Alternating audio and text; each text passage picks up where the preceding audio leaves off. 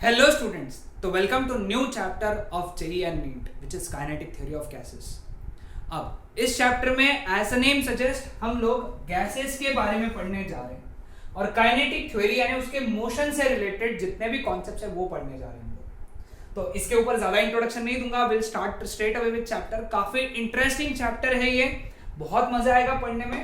Okay बस इसमें starting में जो थ्योरी है थोड़ा बहुत सहन करना पड़ता है, लेकिन बाद में तो it is very nice chapter. Okay so will start with introduction पहले। अब गैस के कुछ मैक्रोस्कोपिक प्रॉपर्टीज होती है। मैक्रोस्कोपिक प्रॉपर्टीज यानी क्या? These are pressure, volume and temperature. तो गैस के जो प्रेशर, वॉल्यूम और टेम्परेचर होते हैं इसको हम लोग मैक्रोस्कोपिक प्रॉपर्टी कहते हैं। और गैस के मॉलिक्यूल्स की जो स्पीड होती है, मोमेंटम होती है, उनको हम लोग माइक्रोस्कोपिक प्रॉपर्टीज कहते हैं। Speed, momentum, energy of molecule, speed of gas, momentum of gas molecules and energy of gas molecules, those are known as microscopic properties. Now KTG relates macroscopic properties with microscopic properties. ये chapter में बस इनका ही relation है एक दूसरे के साथ में। KTG शॉर्ट फॉर्म में kinetic theory of gases. Okay clear with this? Okay now ideal gas. एक आइडियल गैस क्या होता है? एक आइडियल गैस वो गैस होता है जिसका खुद का कोई शेप या साइज नहीं है। वो तो गैस का भी प्रॉपर्टी होता है ना, गैस का खुद का शेप साइज नहीं होता है। ओके आइडियल गैस का भी नहीं होता है, उसके मॉलिक्यूल्स का भी शेप साइज नहीं होता है। दूसरा, can be contained in vessel of any shape and size. कोई भी साइज के, कोई भी शेप के वेसल में हम लोग इसको डाल सकते हैं। Okay clear? Then expands indefinitely and uniformly in all direction. Okay, in all the spaces to fill the available space. Okay, ये कैसे भी फैल सकते, लेकिन जब भी फैलेंगे वो यूनिफॉर्मली फैलेंगे। ऐसा नहीं कि एक ही साइड फैल रहे, इस साइड में फैल रहे, इस साइड में नहीं। Uniformly in all direction to fill the all spaces, available spaces. Next, exerts pressure on surrounding. They exerts pressure on surrounding पे क्या कर रहे हैं? प्रेशर एक्सर्ट कर रहे हैं। Molecules are point masses. इनके मॉलिक्यूल्स एकदम छोटे रहेंगे, एकदम पॉइंट रहेंगे। And then molecules do not attract each other. सबसे इंपॉर्टेंट है, do not attract each other, that is they do not have intermolecular forces between them. Okay they do not attract each other. छोटे छोटे molecules हैं, इसका इसके साथ में कोई लेना देना नहीं, इसका इसके साथ में कोई लेना देना नहीं, कोई फोर्स एक दूसरे पे एग्जर्ट नहीं कर रहे। ठीक है, समझ में आया? तो ये था आइडियल गैस का कॉन्सेप्ट। अब हम लोगों को पढ़ना है next assumptions of KTG. Kinetic theory of gases में हम लोग मैक्रोस्कोपिक और माइक्रोस्कोपिक प्रॉपर्टीज रिलेट करने जा रहे हैं। ओके लेकिन ये पढ़ने से पहले हमको कुछ चीजें एज्यूम करना जरूरी है गैस के लिए। ओके और वो कुछ चीजें कौन सी हैं? सबसे पहला, molecules of gas are identical to each other. Okay ये दो स्लाइड का पूरा असम्पशन है ना, मैंने पॉइंट वाइज बना के रखा है इसको, तो तुमको समझने में आसानी होगी। हर मॉलिक्यूल यानी ऑक्सीजन का हर मॉलिक्यूल आइडेंटिकल है। नाइट्रोजन का हर मॉलिक्यूल आइडेंटिकल है, लेकिन नाइट्रोजन का मॉलिक्यूल ऑक्सीजन के मॉलिक्यूल के जैसा नहीं है, वो आइडेंटिकल नहीं है। नेक्स्ट, ये मॉलिक्यूल्स कैसे हैं? ये स्फेरिकल है, रिजिड है और परफेक्टली इलास्टिक पॉइंट मास है। स्फेरिकल स्फीयर के शेप के, रिजिड यानी टूट नहीं सकते, परफेक्टली इलास्टिक यानी कि जब ये कोलिजन करेंगे तो ये परफेक्टली इलास्टिक कोलिजन करेंगे।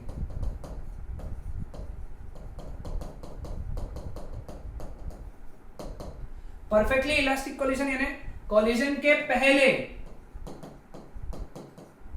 और कोलिजन के बाद में एनर्जी और मोमेंटम कांस्टेंट रहेगा। ये हमको वर्क एनर्जी पावर में पढ़ना है, अपन बाद में पढ़ेंगे, कोलिजन नाम के टॉपिक में स्पेशली पढ़ेंगे।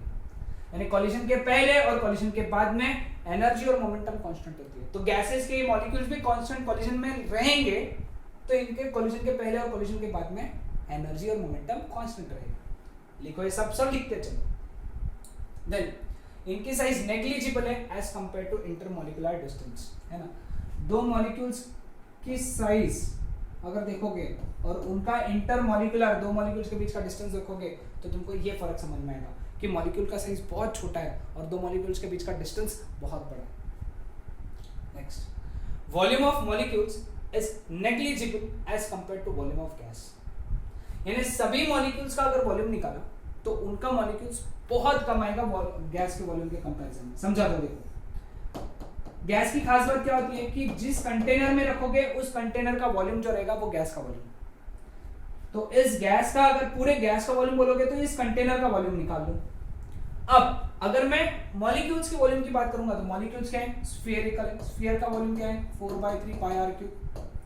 अब ऐसे जितने मॉलिक्यूल्स हैं ऐसे लेटर से कितने 10 लाख रहेंगे, 10 लाख रहेंगे, 50 लाख रहेंगे, करोड़ रहेंगे, 10 करोड़ रहेंगे, 50 करोड़, जितने भी रहने दो, कैलकुलेट करोगे ये आंकड़ा जो आएगा that would be volume of molecules. ये आंकड़ा, ये जो नंबर आएगा ये बहुत छोटा रहेगा इसके कंपैरिजन में। यानी गैस का वॉल्यूम बहुत ज्यादा, मॉलिक्यूल्स का वॉल्यूम बहुत कम, क्योंकि मॉलिक्यूल्स बहुत छोटे हैं ना, पॉइंट मासेस है। Next, molecules move randomly in all direction. कोई भी किधर भी मूव कर रहा है, कोई इधर, कोई उधर, कोई उधर, कोई किधर, सब मॉलिक्यूल्स रैंडमली मूव कर रहे हैं। उनका कोई पैटर्न नहीं है कि पहले इधर फिर इधर फिर इधर फिर इधर। Okay, next, speed of molecules is between 0 to infinity, very high. Infinity तो नहीं होती है, वेरी हाई होती है। मॉलिक्यूल्स की स्पीड ऐसी नहीं, सबकी स्पीड एक जैसी है, 0 से इन्फिनिटी के बीच में रहती है। ओके, सबकी अलग अलग होती है मॉलिक्यूल्स की speed. Next, molecules continuously collide with each other and with the walls of the container, and these collisions are perfectly elastic होते हैं। यानी दो मॉलिक्यूल्स जब कोलाइड कर रहे हैं, कोलिशन कर रहे हैं, या मॉलिक्यूल कंटेनर के साथ में कोलाइड कर रहे हैं, ये मॉलिक्यूल ये कंटेनर के साथ में कोलाइड किया, तो इनके कोलिशंस कैसे रहेंगे, परफेक्टली इलास्टिक। परफेक्टली इलास्टिक यानी एनर्जी और मोमेंटम कोलिशन के पहले और कोलिशन के बाद में कैसे constant.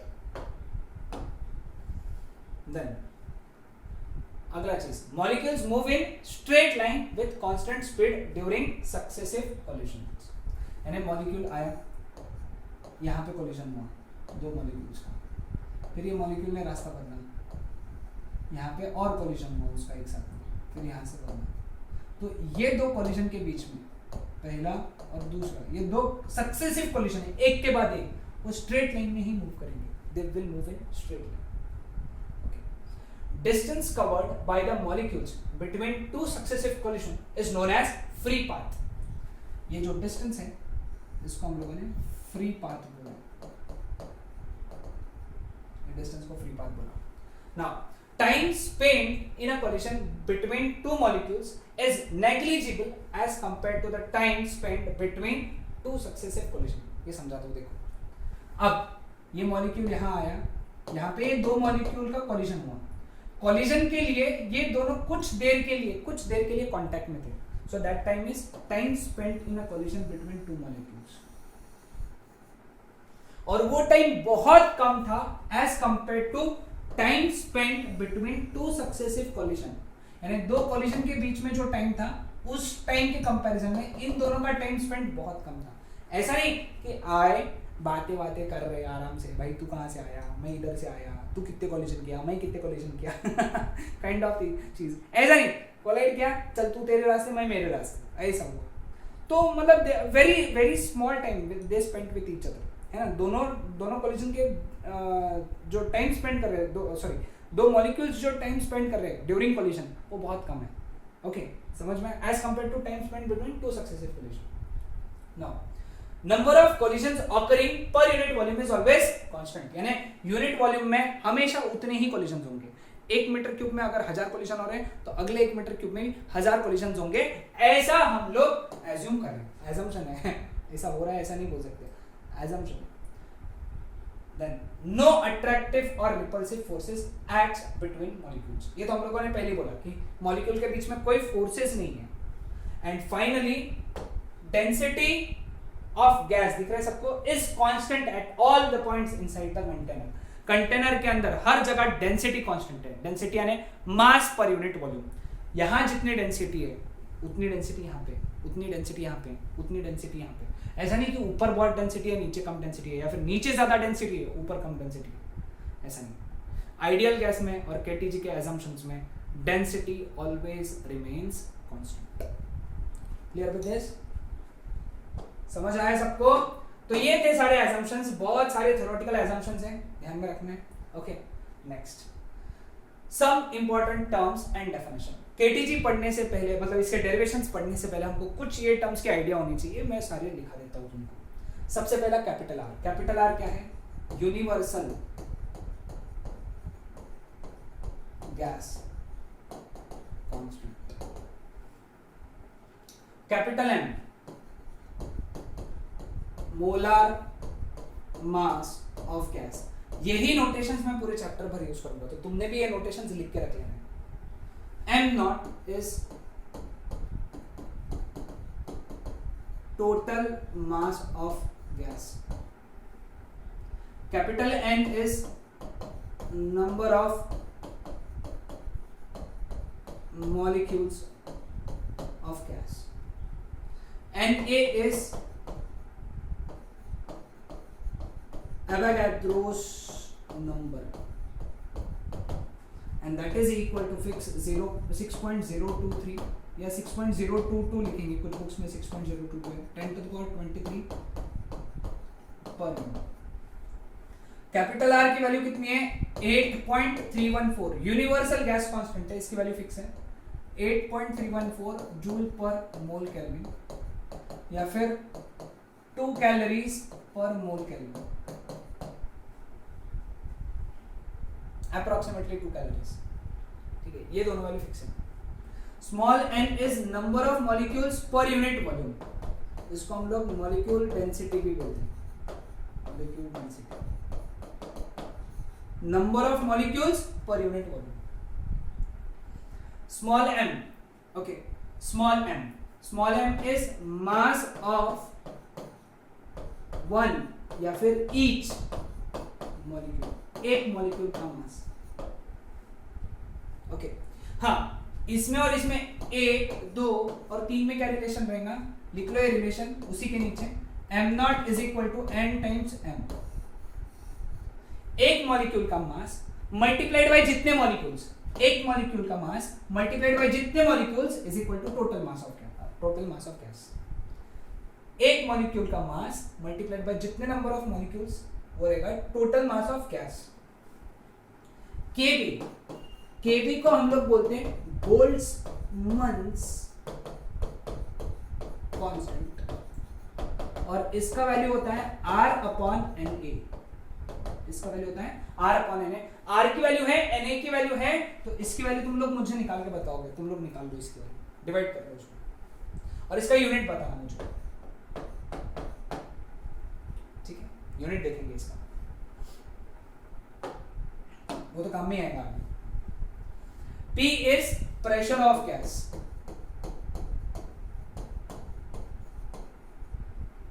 T is temperature of gas.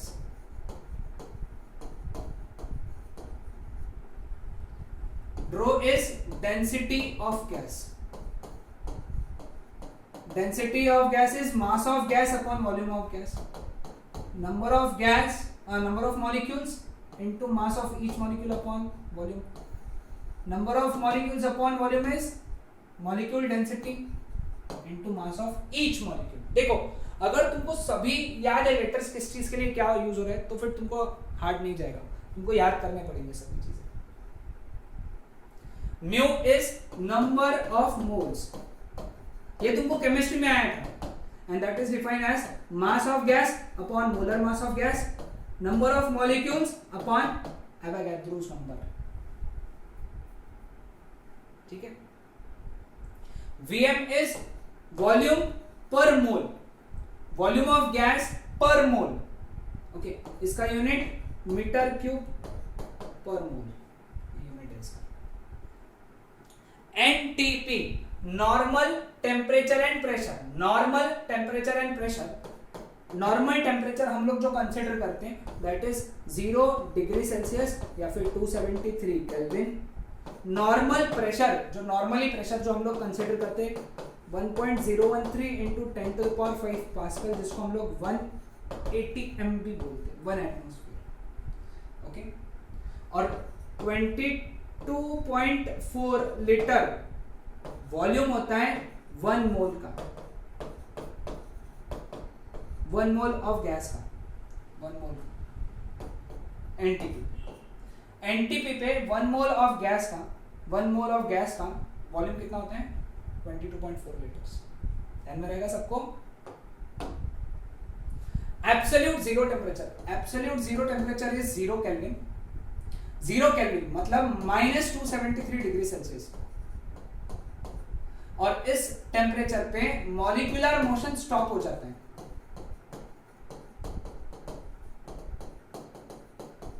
Molecular motion stop हो गया मतलब उसकी एनर्जी, काइनेटिक एनर्जी ये होगी 0। उसकी काइनेटिक एनर्जी क्या होगी 0।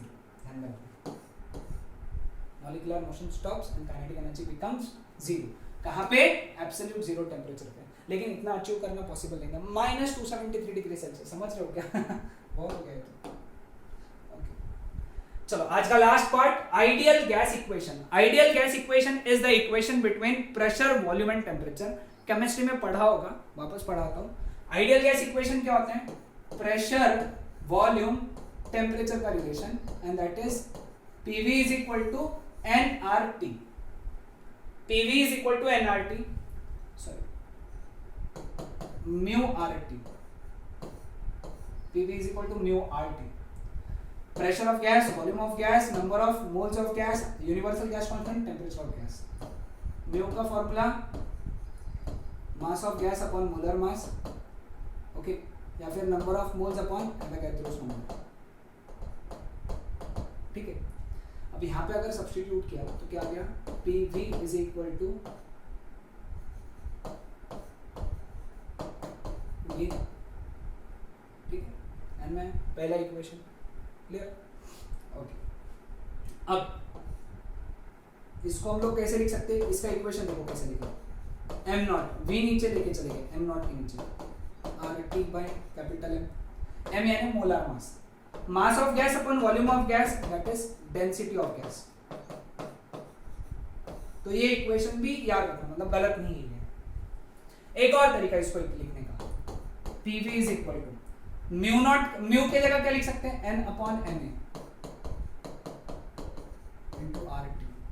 What is R upon Na?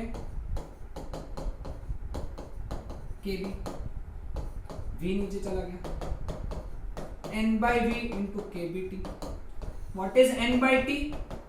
Small n, molecule density, number of molecules upon volume. तो ये भी फॉर्मूला याद रखना, molecular density multiplied by Boltzmann's constant multiplied by temperature। ठीक है, ध्यान में रहेगा। तो इतने कंसेप्ट याद रखना है आइडियल गैस इक्वेशन के लिए, ध्यान में रखना। Okay, so that's it for today. ये था पूरा बेसिक्स। नेक्स्ट लेक्चर में हम लोग इसके आगे के कंसेप्ट पढ़ेंगे। Okay, bye bye.